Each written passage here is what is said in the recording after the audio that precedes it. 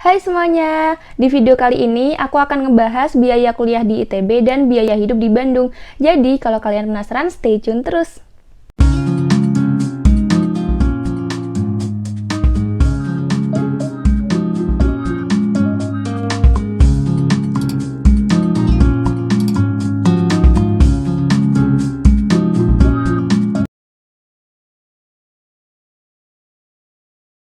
Nah, sebelum kita lanjut, buat kalian yang baru di channel aku, kenalin namaku Sabila, dan aku akan upload video yang bermanfaat setiap minggu, terutama dalam hal perkuliahan. Jadi, jangan lupa subscribe dan nyalain notification bell-nya, supaya kalian gak ketinggalan video dari aku. Nah, jadi nanti aku akan ngelompokin biayanya tuh berdasarkan dua kategori, yaitu biaya pokok dan biaya tambahan. Nah, biaya pokok ini terdiri dari biaya UKT, tempat tinggal, dan biaya makan. Nah, di akhir juga aku bakal simulasiin gimana caranya ngitung biaya per tahun dan per bulan berdasarkan biaya dari aku pribadi. Nah, sekarang aku mau bahas dulu tentang biaya pokok dan yang pertama adalah UKT. Kalau di ITB itu UKT-nya dibagi menjadi 6 golongan. Dengan golongan ke-6 itu UKT paling tinggi, yaitu sebesar 25 juta. UKT ini tuh diperuntukkan bagi mereka yang mendaftar pada jalur mandiri dan bagi mereka yang masuk ke Sekolah Bisnis Manajemen atau SBM. Kemudian di bawahnya di tingkat 5 UKT-nya ada sebesar 12,5 juta. Nah, UKT ini itu diperuntukkan bagi mereka yang masuk melalui jalur mandiri dan telah menerima keringanan UKT. Dan juga diperuntukkan bagi mahasiswa yang masuk melalui jalur reguler dan tidak mengajukan subsidi UKT atau banding UKT. Nah, untuk yang mahasiswa reguler yang mengajukan subsidi atau banding UKT, mereka tuh akan dibagi menjadi 4 golongan berdasarkan tingkat kemampuan ekonomi dari masing-masing mahasiswa, yaitu di golongan keempat ada sebesar 8.750.000, di golongan ketiga ada 5 juta, di golongan kedua ada 1 juta, dan di golongan pertama ada 0. Nah, UKT 0 ini biasanya dikhususkan untuk mereka yang masuk melalui jalur bidik misi atau yang sekarang itu mereka yang memiliki kartu KIPKA. Nah, tadi kan aku bilang kalau di ITB yang masuk melalui jalur reguler itu bakal ngedapetin UKT sebesar 12,5 juta. Nah, nanti tuh di awal pas pendaftaran ulang kalian tuh bakal ngisi kayak biodata kalian itu mengenai nama kalian, terus orang tua, penghasilannya berapa juga kayak gitu. Nah, kalau kalian ingin mengajukan subsidi, nanti ada syarat-syarat lagi yang harus dipenuhi. Kalau aku dulu tuh kayak disuruh bikin esai, terus disuruh untuk nge-scan slip penghasilan orang tua atau surat keterangan tidak mampu, terus ngefoto rumah, terus ada juga ngefoto rekening listrik sama pajak bumi bangunan di rumah kalian. Nah, setelah kalian mengajukan subsidi UKT dan mengunggah semua berkas yang menjadi persyaratannya, ITB akan menyeleksi dari kemampuan ekonomi dari masing-masing mahasiswa itu, dan mereka itu memutuskan, misal mahasiswa A itu bakalan dapat UKT tingkat berapa, tingkat 1, 2, 3, atau 4. Jadi kan kalau yang tingkat 5 sama 6 itu UKT pokok, kalau tingkat 1 sampai 4 itu UKT yang sudah bersubsidi dari UKT asalnya. Lalu, biaya pokok yang kedua adalah tempat tinggal. Nah, tempat tinggal ini kalian bisa milih mau asrama, mau ngontrak sama teman kalian, mau ngekos, atau bisa tinggal di apartemen. Nah, untuk biaya tempat tinggal sendiri, aku kelompokin berdasarkan yang aku tahu ya. Jadi, yang paling murah itu kalian bisa ngontrak bareng teman-teman kalian itu sekitar 4-5 juta per tahun. Kemudian yang kedua itu kalian bisa tinggal di asrama itu sekitar 500.000 per bulan biayanya. Jadi kalau setahun itu 6 juta. Nah, kalau kalian pengen ngekos, untuk daerah kos-kosan yang dekat ITB dengan fasilitas ada tempat tidur, almari, meja kursi, dan kamar mandinya di luar itu sekitar 10 juta per tahun.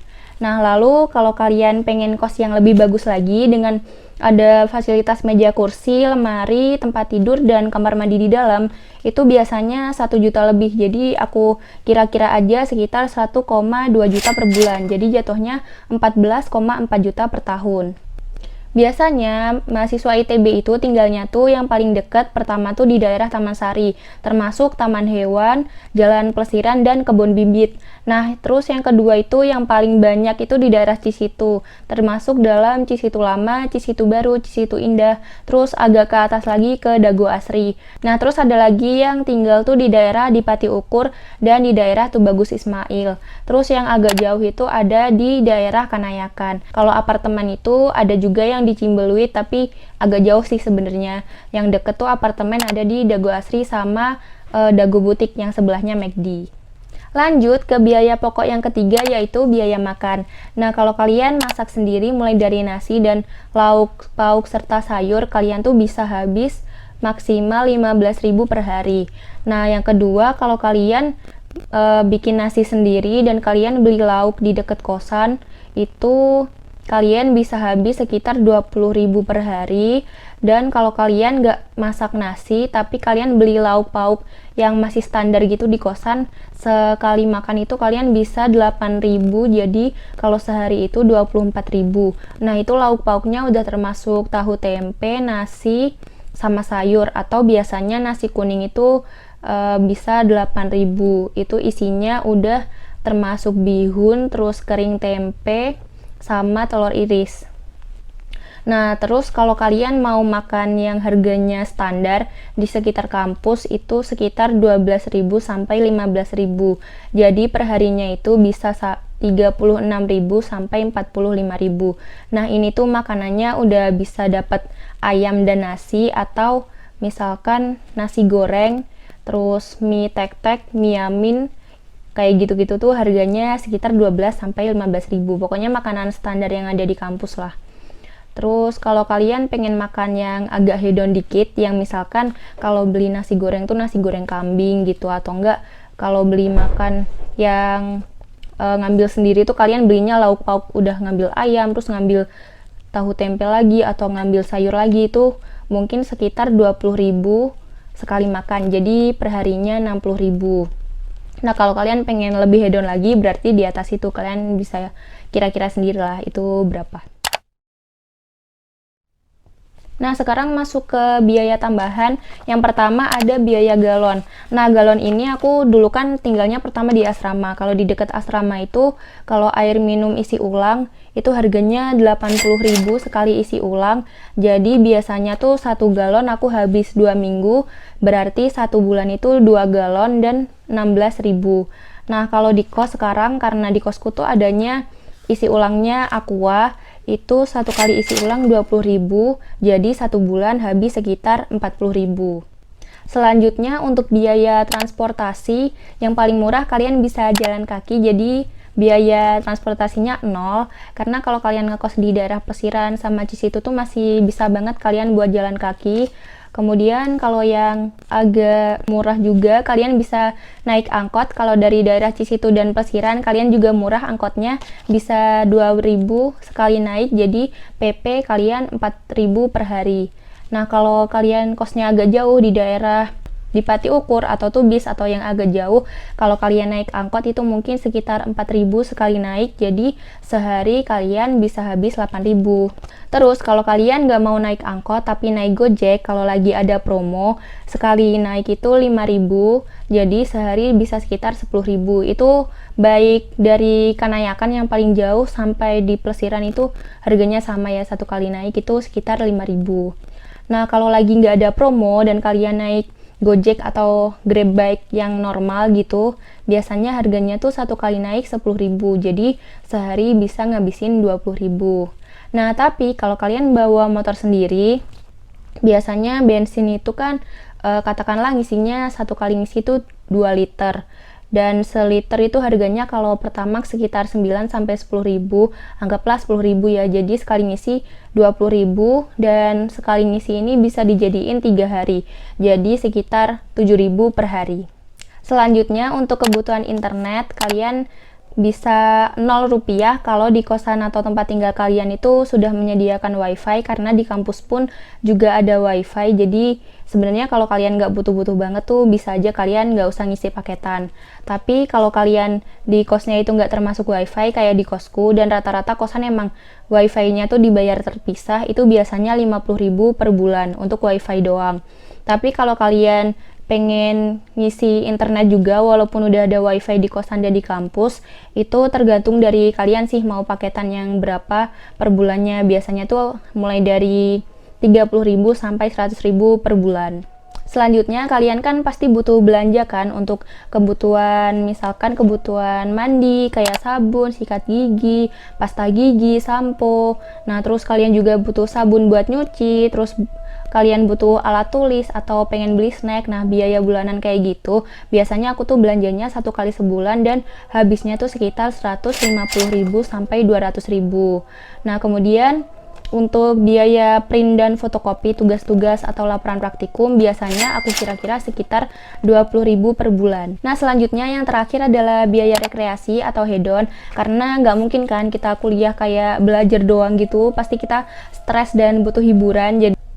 Jadi misalkan kayak nonton, terus ngafe, atau ngapain lah, namanya anak muda pasti butuh hiburan kan. Itu aku kira-kira sekitar 200 sampai 250.000 per bulan. Itu untuk aku pribadi. Jadi kalau kalian emang orang yang nggak terlalu suka hedon, mungkin kalian bisa kurangin dari biayaku ini.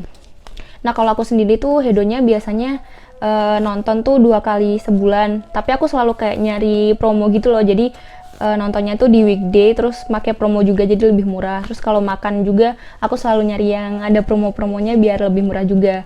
Dan paling kayak untuk biaya lain sih kalau aku pribadi kayak buat beli skincare atau misalkan kayak kebutuhan-kebutuhan yang sebenarnya nggak terlalu penting sih, cuman pengen aja aku beli di bulan itu. Jadi sekarang aku mau nyontohin gimana caranya ngitung pengeluaran per bulan dan per tahun versi aku.